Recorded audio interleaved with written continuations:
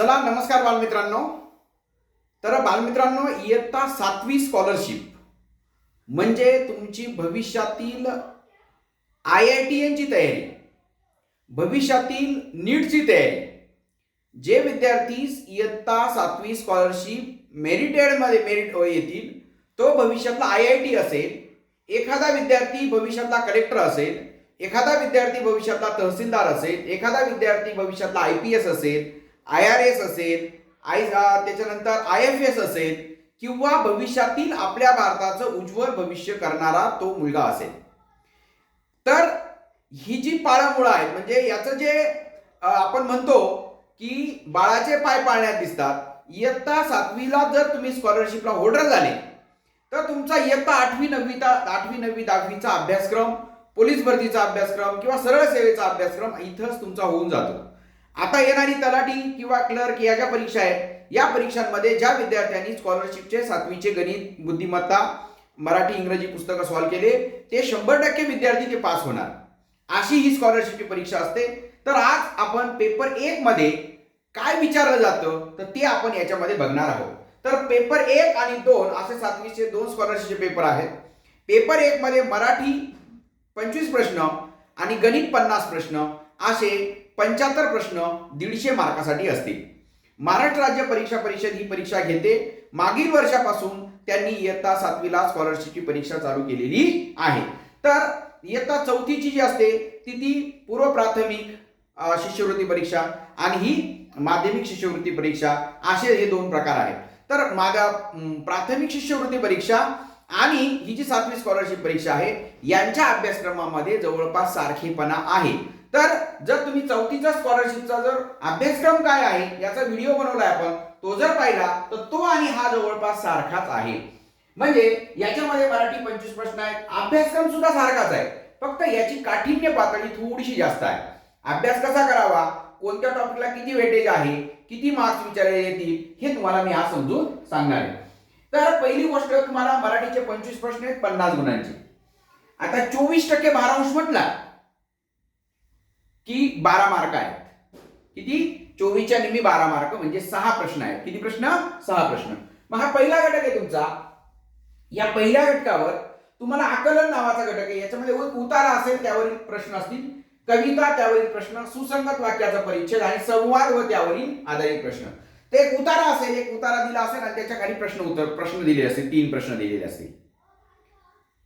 किंवा एक कविता दिली असेल त्याच्या खाली 3 प्रश्न दिलेले असेल, किंवा एक संवाद दिला असेल, या संवादात किती व्यक्ती आहेत, संवाद कुठे घडला, कसा घडला, अशा पद्धतीचा एक हे दिलं, किंवा संवादावर किंवा सुसंगत वाक्यांचा परिच्छेद असेल, किंवा डायडाश या दिवशी स्वातंत्र्य दिन साजरा करण्यात आला, तो भारताचा सुवर्ण महोत्सव साजरा करण्यात आला, म्हणजे अशा मग तिथं भारताचा मग स्वातंत्र्य दिन आहे, 15 ऑगस्ट आहे, 50 वर्ष सुवर्ण महोत्सव असेल तर 1997चा असेल, 60 वर्षाचा असेल तर 2007चा असेल वगैरे. अशा पद्धतीचा थोडंसं लॉजिकली आपल्याला तो प्रश्न, तो जो उतारा आहे तो उतारा सोडवायचा असतो. तर याच्यासाठी आपल्याला उतार्याचे जे आहे तो उतार्यावर 3 प्रश्न असतील. त्याच्यासाठी कमीत कमी आपले 200 ते 300 उतारे सॉल्व्ह झाले पाहिजे, तरच तुमचा या उतार्यावरचा एकही प्रश्न चुकणार नाही. कवितेचे सुद्धा 100 ते 200 प्रश्न कविता आहे तर त्यांच्यावरचे प्रश्न उत्तर झाले पाहिजे. सुसंगत वाक्याचा परिसर, संवाद याचे सुद्धा तुमचे 50-50 तरी झाले पाहिजे, तरच याचे पैकीच्या पैकी मार्क्स येतील. 3-3-3-3 याच्यामध्ये कोणते 2 येतील, म्हणजे 6 मार्कासाठी हा घटक आहे आकलनाचा. त्याच्यानंतर मराठीचा दुसरा घटक जे आहे तर तो म्हणजे शब्द संपत्ती. याला 24% वेटेज आहे. 24% वेटेज म्हणजे हा जो घटक आहे हा तुमचा 6 मार्काचा घटक आहे. किती मार्काचा? 6 मार्काचा घटक आहे. हा 2 नंबरचा. याच्यामध्ये बघा, समानार्थी शब्द असेल, आईचा समानार्थी माता, जननी, जन्मदात्री, कमळचा समानार्थी पद्म, अंबुज वगैरे है ना. तसं विरुद्धार्थीचे खरेचं खोटे, पासचं नापास, न्यायचा अन्याय, सत्य असत्य वगैरे. शुद्ध अशुद्ध म्हणजे पहिला उकार, दुसरा उकार है ना, हे त्याच्यामध्ये दिले असेल. व्याकरणाचे नियम पाठ पाहिजे. अलंकारिक शब्द म्हणजे काय? एखादा तुझी चरपट पंजरी बंद कर म्हणजे काय? वायफळ बडबड. चरपट पंजरी म्हणजे काय? वायफळ बडबड. ओनामा म्हणजे काय? सुरुवात. असे अलंकारिक शब्द असतात. काय? अलंकारिक शब्द असतात. तुला 11वा रुद्र देऊ का? 11वा रुद्र म्हणजे काय? म्हणजे रागीट आहे की नाही. म्हणजे अशा पद्धतीने किंवा जमदग्नीचा अवतार म्हणजे अतिशय रागीट व्यक्ती, किंवा तुला 14वे रत्न देऊ का म्हणजे मार देऊ का वगैरे अशा पद्धतीला अलंकारिक शब्द असतील. त्याच्या शब्दसमूहाबद्दल एक शब्द, केलेले उपकार जाणणारा, कृतज्ञ. 4 रस्ते एकत्र येतात ती जागा, चौक, है का नाही. म्हणजे अशा पद्धतीचे शब्दसमूहाबद्दल एक शब्द असतील. याचा एक प्रश्न असेल. वाक्प्रचार असेल, एक म्हण असेल उलटसुलट केलेली, आणि पारिभाषिक शब्द. पारिभाषिक शब्द म्हणजे याच्यामध्ये काही इंग्रजी शब्द असतील, ऑफिस कार्यालय, पेशंट रुग्ण, है ना, तर डॉक्टर वैद्य, अशा पद्धतीने इंग्रजीचे मराठीमध्ये शब्द असतील, किंवा काही फारसीचे मराठी असतील, किंवा काही गुजराती घी, दादर, डबा, रिकामटेकडा, शेड, दलाल, काही गुजराती शब्द असतील, तेलुगू शब्द असतील, है ना, कन्नड, अण्णा, अक्का, ताई, अडकिता, खलबत्ता, हे जे शब्द आहेत हे याच्यामध्ये पारिभाषिक शब्दामध्ये आहेत. तर हा घटक आहे याच्यामध्ये. आणि तिसरा जो घटक आहे कार्यात्मक व्याकरण, हा याच्यामध्ये 48%. 48% म्हणजे 48च्या नेहमी 24 प्रश्न असतील याच्यात, सॉरी 24 गुण असतील, 12 प्रश्न असतील. किती प्रश्न? 12 प्रश्न. 48% म्हणजेच 24 गुण म्हणजे 12 प्रश्न. मग साधारणतः हे जे 12 घटक आहेत ना, या 12 घटकांवर एक एक एक एक प्रश्न तुम्हाला असेल. याच्यामध्ये वर्ण विचार असेल. वर्ण विचारामध्ये काय असेल? वर्ण विचारामध्ये तुमचं अ, आ, इ, उ, अ पासून तर शेवटी अळ पर्यंत. त्याच्यानंतर मग जोडाक्षर काय, कंठ्य, त्याच्यानंतर मूर्धन्य कोणते, कठोर वर्ण, व्यंजन कोणते वगैरे, हे सगळं याच्यामध्ये येणार आहे. याचा एक प्रश्न हमखास आहे. संधीचा, स्वर संधी, व्यंजन संधी, हे ना, सूर्य अधिक उदय, सूर्योदय, है ना, हे असे जे शब्द असतील, सूर्य अधिक अस्त, सूर्यास्त वगैरे, या सगळ्या संधीचे प्रकार याच्यामध्ये असतील. याचा एक प्रश्न असेल. शब्दांच्या जाती विकारी आणि अविकारी. विकारी 4 आहेत, नाम, सर्वनाम, विशेषण, क्रियापद. आणि क्रियाविशेषण, शब्दयोगी, उभयान्वयी, केवळ प्रयोगी, ह्या अविकारी आहेत. मग नामावरती एक प्रश्न असेल. मग सामान्य नाम, विशेष नाम, भाववाचक नाम, याचे प्रकार असतील. सर्वनामाचे 6 प्रकार आहेत. पुरुषवाचक, दर्शक, है ना, प्रश्नार्थक सर्वनाम, अनिश्चित सर्वनाम, आत्मवाचक सर्वनाम, असे 6 प्रकार आहेत त्याचे. विशेषण 3 प्रकार आहेत. गुणविशेषण, संख्या विशेषण, है ना, त्याच्यानंतर सर्वनामिक विशेषण. क्रियापद, वाक्याचे सकर्मक, अकर्मक, बाकीचे इतर 10-15 प्रकार आहेत. हे क्रियापदाचे प्रकार वगैरे याच्यावर प्रश्न असतील. नंतर या अविकारी जाती आहेत. क्रियाविशेषण, शब्दयोगी, उभयान्वयी आणि केवळ प्रयोगी. क्रियाविशेषण म्हणजे क्रियापदाची माहिती देणारा शब्द. शब्दयोगी, शब्दाला जोडून येऊन, झाडावर, झाडाखाली, वर, खाली, शब्दाला जोडलेला पाहिजे. उभयान्वयी म्हणजे 2 वाक्य किंवा शब्द जोडणं, घर आणि दार, है ना, माता आणि पिता, माता व पिता, आणि व, पण, परंतु, हे उभयान्वयी आहे. आणि केवळ प्रयोगी म्हणजे काय? अरे रे, अरे बापरे, उद्गारवाची शब्द, तर हे केवळ प्रयोगी. हे 4 अविकारी जाती आहेत. त्याच्यानंतर या शब्दांच्या जाती, त्याच्यानंतर लिंग, पुल्लिंग, स्त्रीलिंग, नपुंसकलिंग, तो म्हटला तर पुल्लिंग, ती म्हटला तर स्त्रीलिंग. आणि काय असतं याच्यामध्ये? अनेक वचन दिलेलं असतं. त्याचं एक वचन केल्याशिवाय लिंग ओळखायचं नाही. आलं का लक्षात? आता मुले म्हटलं तर ती मुले होती. मग मुले काय नपुंसकलिंग आहे का, स्त्रीलिंग आहे का? नाही. तर त्याचं एक वचन करायचं मुलगा, आणि तो मुलगा हे पुल्लिंग आहे. मग मुले हे जे शब्द आहे, जरी त्याचं एक वचन केल्याशिवाय लिंग ओळखता येत नाही. मग लिंग, त्याच्यानंतर वचन, एक वचन, अनेक वचन, द्विवचन संस्कृत मध्ये आहे. त्याच्यानंतर विभक्ती, कारकार्थ, शब्दाचं सामान्य रूप. आता समजा विभक्ती म्हणजे काय? याच्यामध्ये प्रथमा, द्वितीया, तृतीया, ह्या सगळे आहे ना, सलाते, सलानाते, ऊन, हून, चाचीचे वगैरे, ते सगळे याच्यामध्ये आले. कारकार्थ आले, शब्दाचं सामान्य रूप आलं. आता घरला पुढे शब्द जोडताना घरा पुढे असं करावं लागतं, म्हणजे घरचं घरा करावं लागतं. हातला वर शब्द जोडताना हातावर असं, म्हणजे हाता असा शब्द करावा लागतो. मग हातचं सामान्य रूप हाता, घरचं घरा, तर ते सामान्य रूप वगैरे याच्यातही प्रयोग, कर्तरी प्रयोग, कर्मणी प्रयोग आणि भावे प्रयोग, हे प्रयोग येतील. संकर प्रयोग वगैरे. वाक्यांचे प्रकार, केवळ वाक्य, संयुक्त वाक्य, मिश्र वाक्य, हा एक प्रश्न येईल. विरामचिन्ह, प्रश्नचिन्ह, उद्गारवाचक चिन्ह वगैरे सगळे विरामचिन्ह येतील. काळ, काळाचे प्रकार, काळाचे क्रियापदाचे अर्थ, स्वार्थ, आज्ञार्थ, विद्यार्थ, संकेतार्थ, हे प्रकार येतील. तर याच्यावर प्रत्येकावर एक एक प्रश्न असतील. असा 12 मार्क, 12 प्रश्न तुम्हाला याच्यावरती असतील. त्याच्यानंतर हा जो घटक आहे 4% म्हणजे 2 गुणांसाठी आहे. म्हणजे याच्यावर एक प्रश्न असेल. साहित्यिकांची टोपण नावे, त्यांचं साहित्य, उपाधी, साहित्य क्षेत्रातील पुरस्कार, ज्ञानपीठ पुरस्कार असेल, वेगवेगळे जे पुरस्कार असतील ते एक साहित्य क्षेत्रातले. त्याच्यानंतर मराठी दिन कधी असतो, किंवा कुसुमाग्रज, कुसुम अग्रज म्हणजे कुसुम नावाच्या बहिणीच्या अगोदर जन्माला आली म्हणून कुसुमाग्रज विवा शिरवाडकरांना म्हणतात. असे टोपण नावे वगैरे याच्यात विचारले जातील. तर अशा पद्धतीचा हा मराठीचा अभ्यासक्रम आहे. तर 100% पास 100%चे जे आहे तर असे 100% हे केलेलं आहे. 100%मध्ये आपण 50 हे केलं, 50 गुण केलं आणि 50च्या नेहमी 25 प्रश्न केलं. ओके. आता पुढचा तुमचा हा जो आहे घटक आहे हा गणिताचा घटक आहे. गणिताचा तर गणिताचा हा 8%. 8% म्हणजे 8 गुण. इथं कारण 50 प्रश्न आहेत 100 गुणांचे, म्हणजे 100% म्हणजे 100 गुण. 100% म्हणजे काय 100 गुण. आणि याच्या निम्म म्हटलं तर काय असतील प्रश्न असतील. म्हणजे 8% म्हणजे 4 प्रश्न असतील. 4 प्रश्न याच्यावरती 4 घटकांवर 4 प्रश्न. मग पहिल्या घटकावर सम, विषम, मूळ, सहमूळ, जोडमूळ, त्रिकोणी, संयुक्त, रोमन संख्या चिन्ह याच्यावर 1 प्रश्न म्हणजे 2 मार्कासाठी. नैसर्गिक, पूर्ण, पूर्णांक, परिमेय याच्यावर 1 प्रश्न म्हणजे 2 मार्कासाठी. परिमेय संख्या त्यावरील क्रिया याचे 1 प्रश्न 2 मार्कासाठी.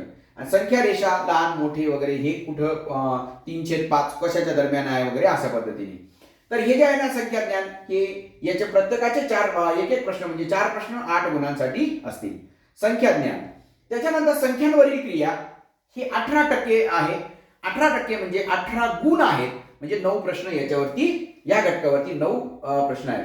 1 2 3 4 5 6 7 8 9. तर प्रत्येकावरती 1 प्रश्न असेल. मग विभाज्य म्हणजे काय, विभाजक म्हणजे काय, विभाज्यतेच्या कसोट्या आहे ना 2 3 वगैरे या कसोट्या सगळ्या असतील. विभाजक आता 8 कोणाकोणाच्या पाड्यात येते, 1च्या 2च्या 4च्या 8च्या मध्ये विभाजक आले. विभाज्य म्हणजे पाडा. 8चे विभाज्य कोणते, 8 1 8 8 2 16 8 3 24 हे त्याला विभाज्य म्हणायचं. त्याच्यानंतर वर्गमूळ, घनमूळ म्हणजे स्क्वेअर रूट, क्यूब रूट हा त्याचा घटक आला. मसावी लसावी याच्यावर 1 प्रश्न असेल 2 मार्कासाठी. दशांश अपूर्णांक, व्यवहारी अपूर्णांक 1 प्रश्न असेल 2 मार्कासाठी. घातांकाचे नियम 1 प्रश्न 2 मार्कासाठी. गुणोत्तर प्रमाण भागीदारी 1 प्रश्न 2 मार्कासाठी. चलन, समचलन, व्यस्त चलन 1 प्रश्न 2 मार्कासाठी. काळकाम, वेग, रेल्वे वगैरे ते जे आहेत ते 1 प्रश्न 2 मार्कासाठी. आणि सरासरीवर 1 प्रश्न असे 2 मार्कासाठी असेल. हा दुसरा घटक आला. त्याच्यानंतर भूमिती जे आहे याच्यात 22% म्हणजे 22 गुणांसाठी भूमिती आहे. म्हणजे 11 प्रश्न असतील. किती प्रश्न असतील 11 प्रश्न असतील. मग 11 मूलभूत भूमितीचे संबोध म्हणजे बिंदू, रेषा, प्रतल, त्रिकोण, चौकोन, पंचकोन वगैरे हे जे आहेत ना हे मूलभूत संबोध आला. सरळ समांतर रेषा, त्याच्यानंतर छेदणाऱ्या रेषा वगैरे ते मूलभूत संबोध आले. त्याच्यात समांतर रेषांचे गुणधर्म, संगत कोन, आंतरकोन, व्युत्क्रम कोन याच्यावरती 1 प्रश्न असेल 2 गुणांसाठी. वर्तुळावर 1 प्रश्न असेल. त्रिकोणाचे गुणधर्म 1 प्रश्न असेल. त्याच्यानंतर पायथागोरसचे प्रमेय याच्यावर 1 प्रश्न असेल. चौकोनाचे गुणधर्म, त्रिमितीय आकार व घडणी.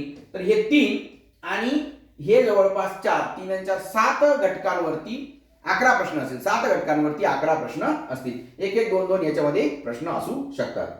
त्याच्यानंतर महत्व मापन याच्या 16 गुण आहेत. 4 प्रश्न 8 प्रश्न असतील. किती प्रश्न 8 प्रश्न याचे असतील. याच्यामध्ये परिमाणे म्हणजे किलो, हेक्टो, डेका वगैरे ते सगळं आलं.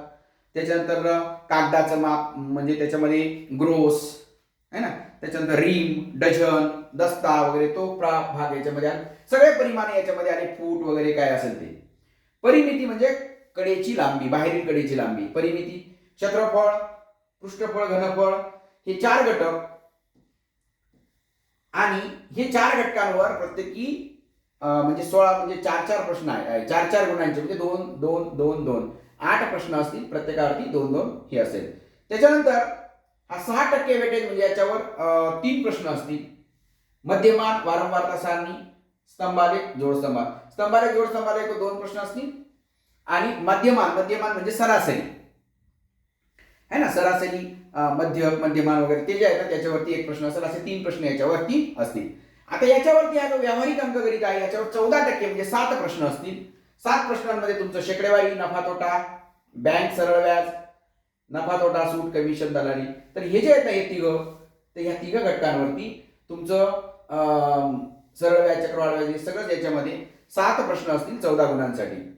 आता बीजगणित जे आहे बीजगणित बैजिक राशी व त्यावरील क्रिया. बैजिक राशी म्हणजे काय, त्याच्यामध्ये एक पद है ना. पद म्हणजे काय, आता 3x हे पद आहे. 3 हा सहगुणक आहे. x हे चल आहे. आणि 3 ला अधिक किंवा वजा चिन्ह असेल. अधिक चिन्ह असेल, चिन्ह नसेल तर अधिक मानायचं, नसलं तर दिलेलं असेल तर वजा सुद्धा दिले -3x. म्हणजे 3x मायनस 3x हे पद आहे. 3x² हे सुद्धा एक पद आहे. 3x² हे सुद्धा पद आहे. मायनस 3x² z हे सुद्धा एक पद आहे. पण 3x अधिक 2y तर असे अधिक 2 आधीचे चिन्ह असते. जेवढे चिन्ह तेवढे ते द्विपदी म्हणायचं. द्विपदी, त्रिपदी, बहुपदी हे त्याच्यामध्ये आले. त्यांच्या बेरजा वजाबाक्या वगैरे हे त्याच्यात आले. नित्य समानता म्हणजे काय? a अधिक b चा वर्ग बरोबर a वर्ग अधिक 2ab अधिक b वर्ग. म्हणजे डावी बाजू आणि उजवी बाजू सारखी असेल त्याला नित्य समानता म्हणतात. आणि एक चल समीकरण म्हणजे ज्या समीकरणामध्ये एकच चल वापरला जातं म्हणजे फक्त x चा वापर किंवा फक्त y चा फक्त m चा एकच चलाचा वापर केला जातो त्याला एक चल समीकरण म्हणतात. तर असे याचे 16 प्रश्न म्हणजे जवळपास 16 गुण म्हणजे 8 प्रश्न याच्यावरती असतील. तर अशा पद्धतीने हा जो तुमचा मराठी आणि गणिताचा जो अभ्यासक्रम आहे हा अभ्यासक्रम समजावून सांगितलेला आहे.